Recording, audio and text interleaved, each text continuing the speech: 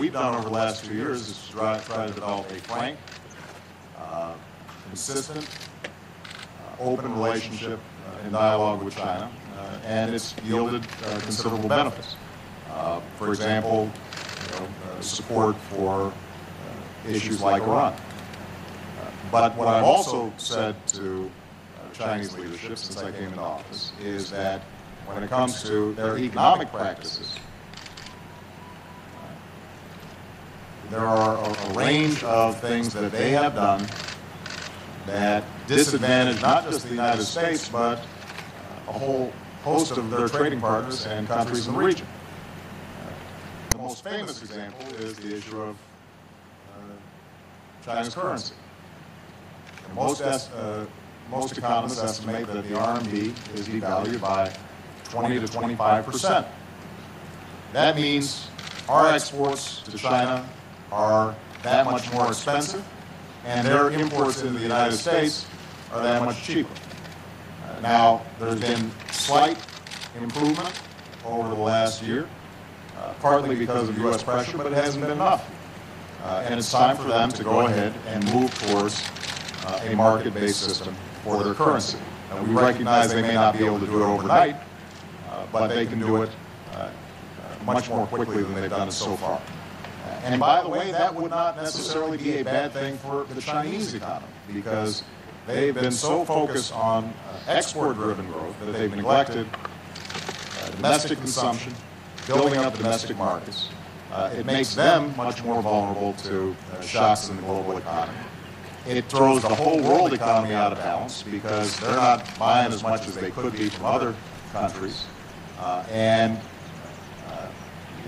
This is not something that's inconsistent with where Chinese leadership say they want to go.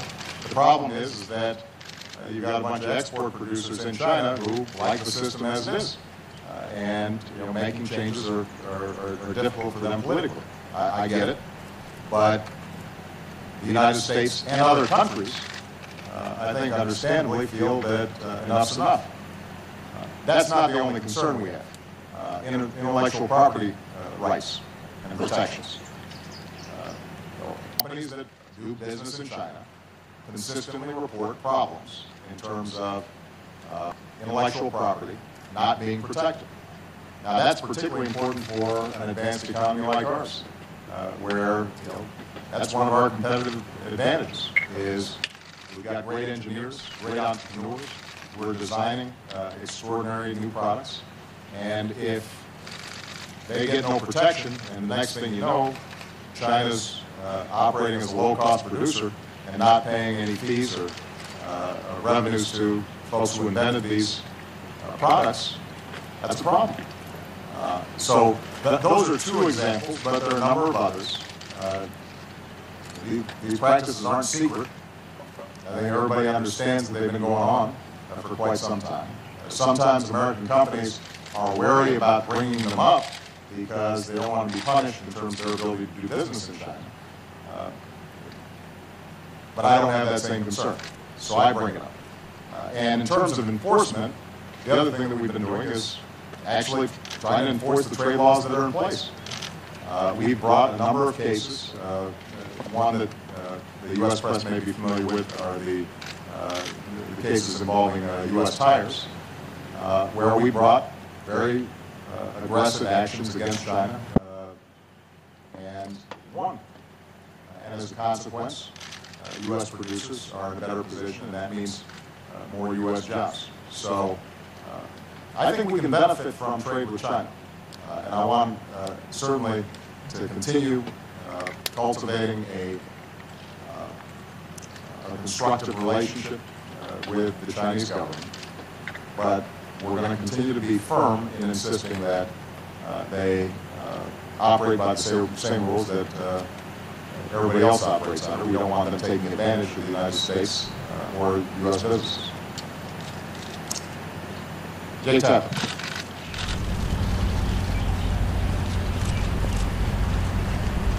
Thank you, Mr. President. The other day you told ESPN that the scandal at Penn State, which you said was heartbreaking, should prompt some soul searching throughout the nation. I'm wondering if you could elaborate on that, what exactly you meant. And I know you're a big fan of college sports. If this is something you think that is an indictment not just of what happened at Penn State, allegedly, but how athletics are revered in universities. Well, I think that's the kind of soul searching that I was referring to, Jake. You're right. I'm a big college sports fan. I think that when it's kept in perspective,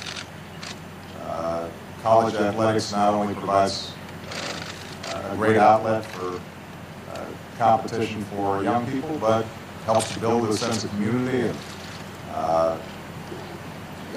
can help to brand a university in a way that is fun and important.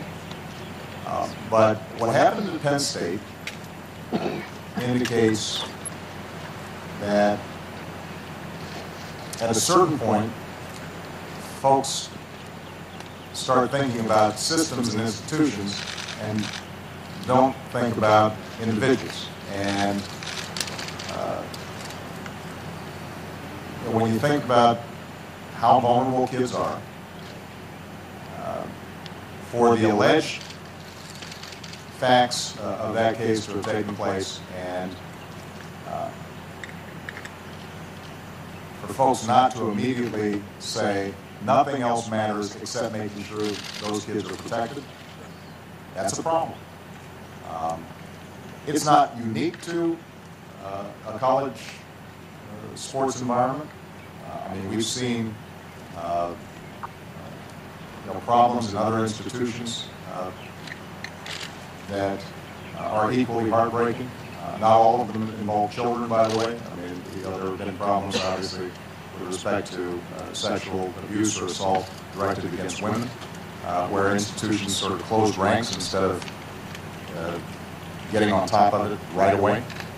And that's why I said I think all institutions, not just universities or sports programs, have to step back and take stock and make sure that we're doing everything we can to protect people who may be vulnerable in these circumstances, but also just keep in mind what's important. Keeping and making sure that our excitement about a college sports program doesn't get in the way of our basic human response when somebody's being hurt. And you know, it's been said that evil can thrive in the world just by good people standing by and doing nothing. And all of us, I think, have occasion where we see something that's wrong, and we've got to make sure that we step up. That's true in college athletics. That's true in our government. That's true everywhere. Juliana Gold.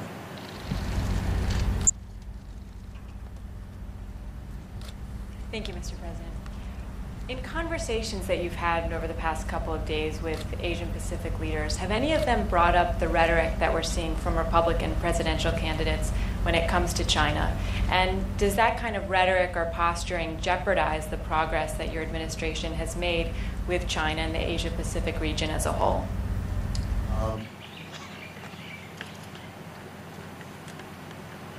I think most leaders here understand that politics is not always measured or on the level, and so most of our discussions have to do with substance. How do we put our people back to work right now? How do we expand trade? How do we expand exports? I've been very frank with Chinese leaders, though, in saying that the American people across the board, left, right, and center, believe in trade, believe in competition. We think we've got the best workers in the world. We think we've got the best universities, the best entrepreneurs, the best free market. We're ready to go out there and compete with anybody. But there is a concern across the political spectrum that the playing field is not level right now. And so, in conversations with President Hu and others, what I've tried to say is we have the opportunity to move in a direction in which this is a win-win. China's benefiting from trade with the United States. The United States is benefiting as well. Jobs are being created in the United States, not just in China. But right now things are out of kilter. And that is something that is shared across the board, as we saw with the recent vote on the Chinese currency issue in the Senate. And you know, I think leaders in the region understand that as China grows, as its economic influence expands, that the expectation is that they will be a responsible leader in the world economy, which is what the United States has tried to do. I mean, we try to set up rules that are universal, that everybody can follow, and then we play by those rules, and then we compete fiercely. But we don't try to game the system. That's part of what leadership's about. China has the opportunity to be that same type of leader. And as the world's second largest economy, I think that's going to be important not just for this region, but for the world. But that requires them to take responsibility, to understand that their role is different now than it might have been 20 years ago or 30 years ago, where if they were breaking some rules, it didn't really matter. It did not have a significant impact. You weren't seeing huge trade imbalances that had consequences for the world financial system. Now, they've grown up, and so you know, they're going to have to help manage this process in a responsible way. Laura Meckler.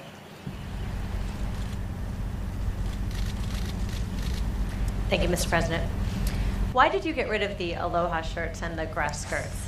Are you at all concerned that it not appear that you're having a party over here while so many people are living with such a tough economy? And wondering if those perceptions were at all on your mind as you were making plans for this trip, which by necessity takes you to some pretty exotic and fun locations. Yeah. I got rid of the Hawaiian shirts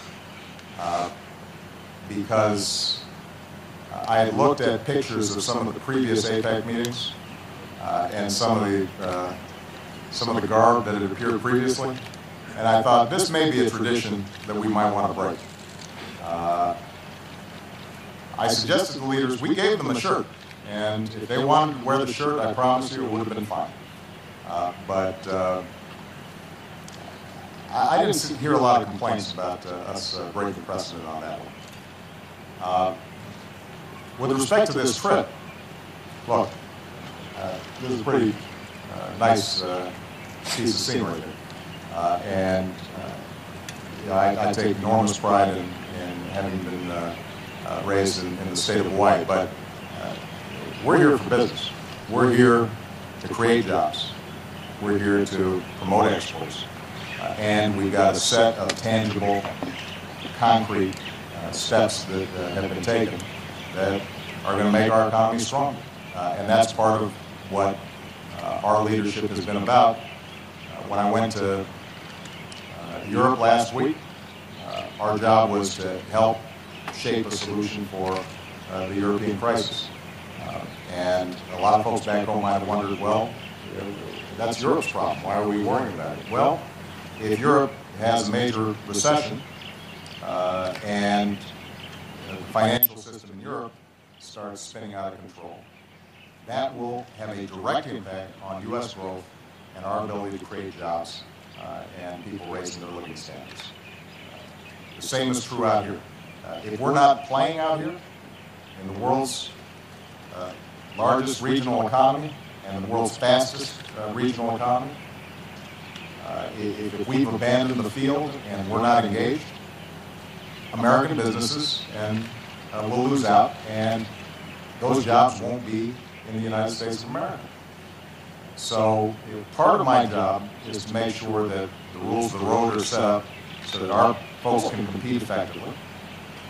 Part of my job is to sell America and our products and our services around the world.